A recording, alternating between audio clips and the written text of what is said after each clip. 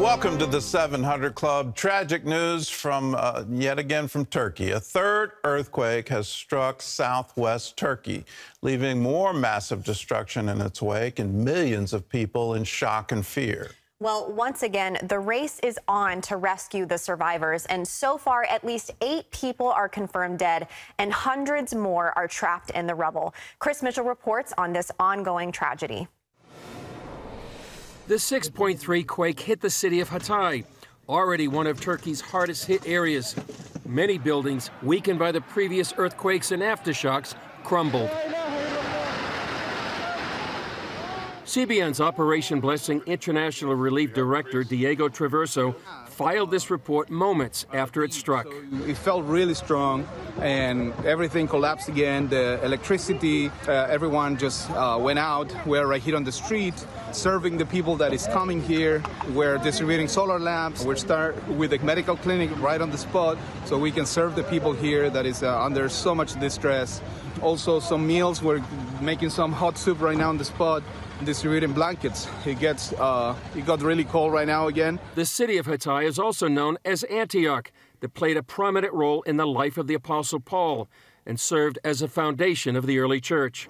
CBN News visited the city just days ago. Behind me is the city of Antioch, devastated by the February 6th earthquake.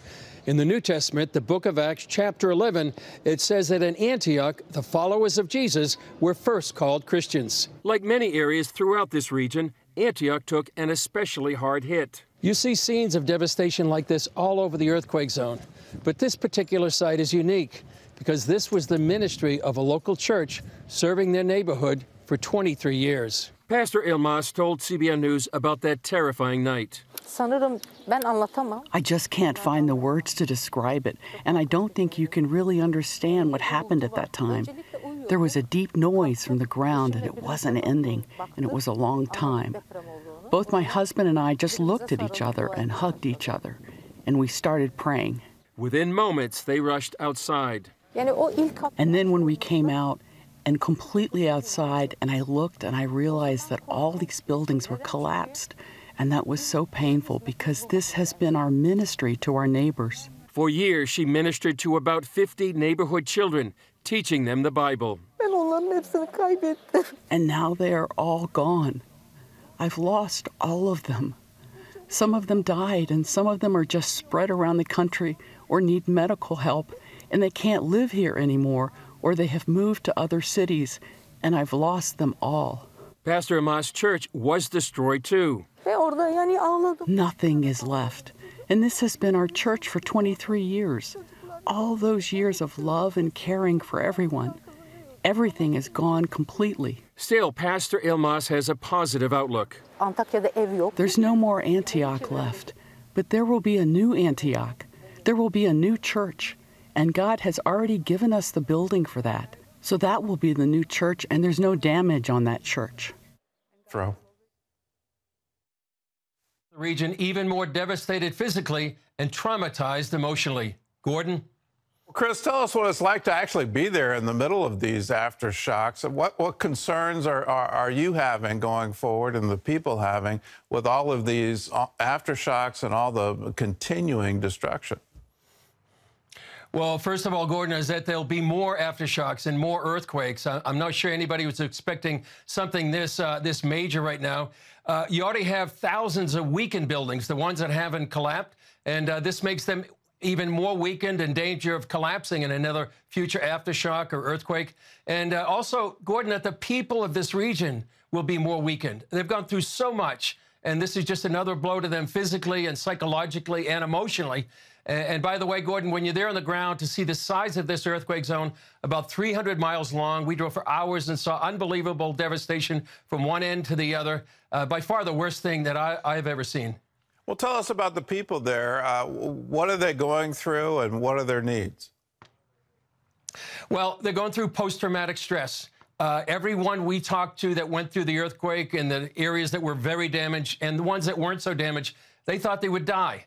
And so millions of people, they're in shock. They're afraid. They're in fear. They don't want to go back into the buildings for fear of more earthquakes. We talked to our translator last night. We were back here in Israel, and she said everybody is out in the street. And the fear is especially true for the children. Another thing is grief. You know, somebody told us the nation is grieving right now. They've lost loved ones, family members. There was a story we had just the second day we were there of a family watching a recovery effort, looking for their grandson, the grandchild, and a daughter and a son-in-law. And this is happening millions of times over and over. The lack of essentials, food, water, clothing.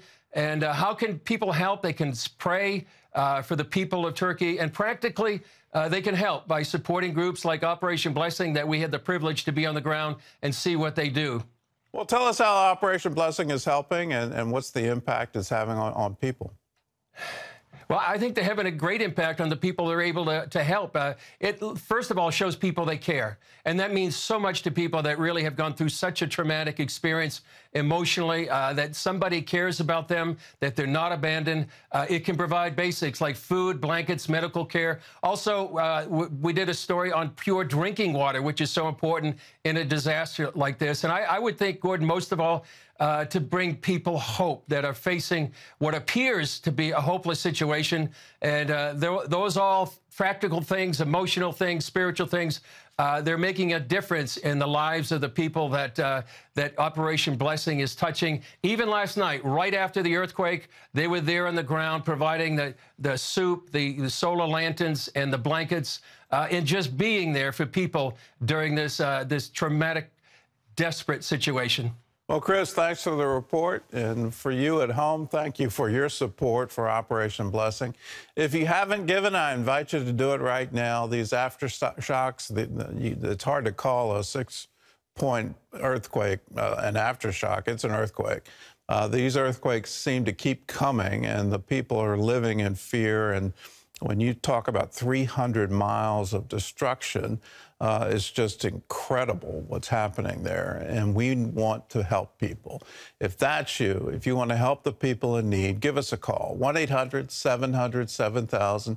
Say, I want to give to the Operation Blessing Disaster Relief Fund. You can write to us at CBN Center, Virginia Beach, Virginia, 23463. Or you can text OBDR to 71777. We obviously can't take care of 300 miles of devastation, but we can take care of the parts that we can reach. And so we're doing it in your name when you give. So call us now, 1-800-700-7000. In other news, a war of words, President Biden and President Putin are rallying support for their causes as we near the one-year anniversary of the invasion of Ukraine. John Jessup has more on that story from our CBN News Bureau in Washington. John? Thanks, Gordon. President Biden delivers a major speech in Poland today to solidify his administration's support for Ukrainian resistance. The address follows Biden's surprise visit to Ukraine Monday. More details of that trip now being released. The president left under the cover of darkness in Washington a day earlier than expected, flying on a military jet rather than Air Force One. From Poland, he made a 10-hour train trip to Kyiv. The United States notified Russia of Biden's visit hours beforehand to prevent any accidents. Today, Russian President Vladimir Putin made a speech blaming the war on the West and claiming he's defending the country. President Biden also met with leaders of NATO's eastern flank today, including Poland, the Czech Republic, and Romania. Well, now to another global hotspot, this one in the Middle East. UN inspectors in Iran say they've detected enriched uranium that's just short of nuclear weapons grade. The International Atomic Energy Agency wants to know how the regime created uranium enriched to 84%. That's just barely below the 90% needed to make a nuclear weapon. The Biden administration and European nations are in close contact with the IAEA as it investigates the matter. Well, here at home, an update on the revival at Asbury University in Kentucky. School officials announced they're moving public services to off-campus locations starting today. Asbury will continue, though, holding services for college and high school students through Thursday. A posting on the school's website said it's part of their intention of, quote, encouraging and commissioning others to go out and share what they've experienced. The revival broke out during chapel at Hughes Auditorium on February 8th when students began repenting and praying at the altar in Gordon. It has continued unbroken since. And my prayer is it continues unbroken until Christ returns. The city, though, has been overwhelmed. They've had to put up notices that they just don't have what it takes to handle the influx of people. If you can imagine a city of a few thousand suddenly having 20,000 people come and stay, there certainly aren't enough hotel rooms. There are not enough basic services to handle it.